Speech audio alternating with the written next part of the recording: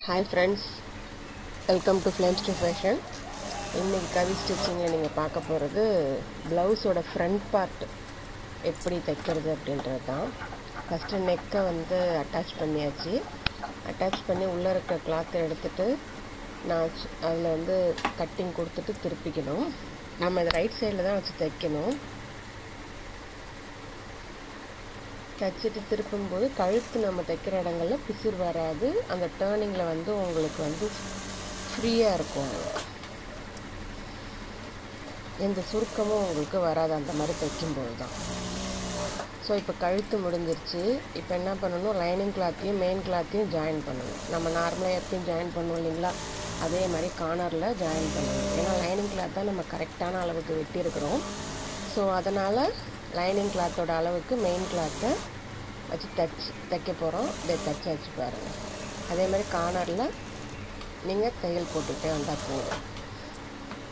இப்போ lining கிளாத்தும் main கிளாத்தும் கரெக்டான அளவுக்கு வந்துருச்சு. ஸோ எக்ஸ்ட்ரா கிளாத் எல்லாத்தையுமே வெட்டி எடுத்துடலாம்.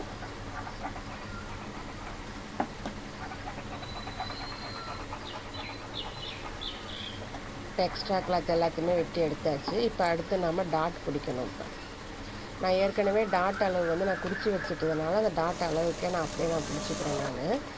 ஸோ அதை ஒரு நாள் டாட் வரைகிறத ஒரு நாள் நான் வீடியோவாக போடுறேன். இதில் வந்து ஃபஸ்ட்டு சரி ஷூட் பண்ணுறதுனால நான் அப்படியே தைக்கிறத மட்டும் நான் அப்படியே எடுத்துட்டேன்.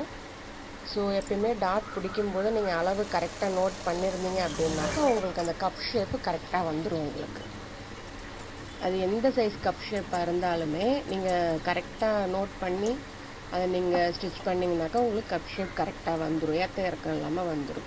ஸோ பட்டி தைக்கிறது வந்து நிறைய பேர் நிறைய விதமாக தைப்பாங்க. பட் நான் எப்படி தைப்பேன் அப்படின்னாக்கா, லைனிங் கிளாத்தில் லைனிங் கிளாத் பட்டியும் மெயின் கிளாத்தில் மெயின் கிளாத் பட்டியும் வச்சுட்டு இப்படி தான் நான் அதை ஜாயின் பண்ணுவேன். எனக்கு இந்த திருப்புறது வந்து எனக்கு செட் ஆகாது எனக்கு.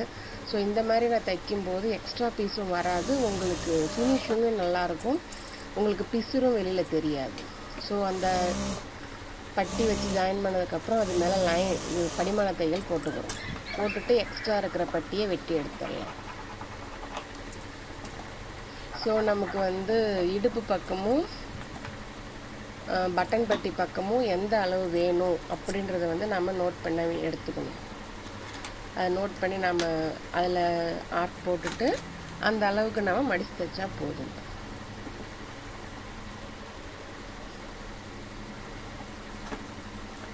இப்போ இதை ரெண்டையும் நாம் மடித்து தைக்கும்போது நமக்கு ப்ளவுஸில் பிசிறே வராது. உங்களுக்கு ஓவர்லாக் போட வேண்டிய அவசியமும் இருக்காது. இதில்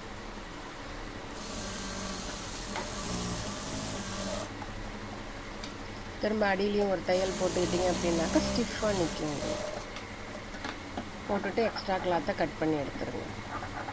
ஸோ இப்போ நம்ம கொக்கிப்பட்டி வைக்க போகிறோம் இல்லைங்களா. கொக்கிப்பட்டி எப்பவுமே லைனிங் கிளாத்தில் தான் நான் வைப்பேன். ஏன்னா அது உள் பக்கமாக போகிறதுன்றதுனால லைனிங் கிளாத்தே போதும். நீங்கள் மெயின் கிளாத்தை தேடணும்னு அவசியம் கிடையாது.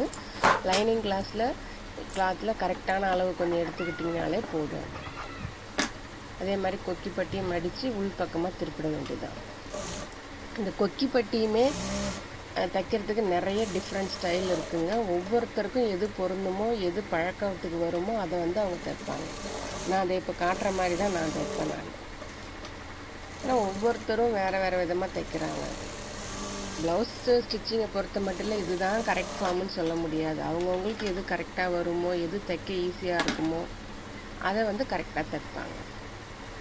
நான் ஸ்டிச்சிங் சொல்லி கொடுக்கும்போது இதை சொல்லி தான் நான் சொல்லியே கொடுப்பேன். இப்போ என்கிட்ட கற்றுக்கிறீங்க அப்படின்னாக்கா அதுதான் ஃபைனல் கிடையாது. உங்களுடைய இதையும் நீங்கள் பயன்படுத்தலாம். ஸோ நமக்கு முடிஞ்சிருச்சு. தேங்க்ஸ் ஃபார் வாட்சிங்.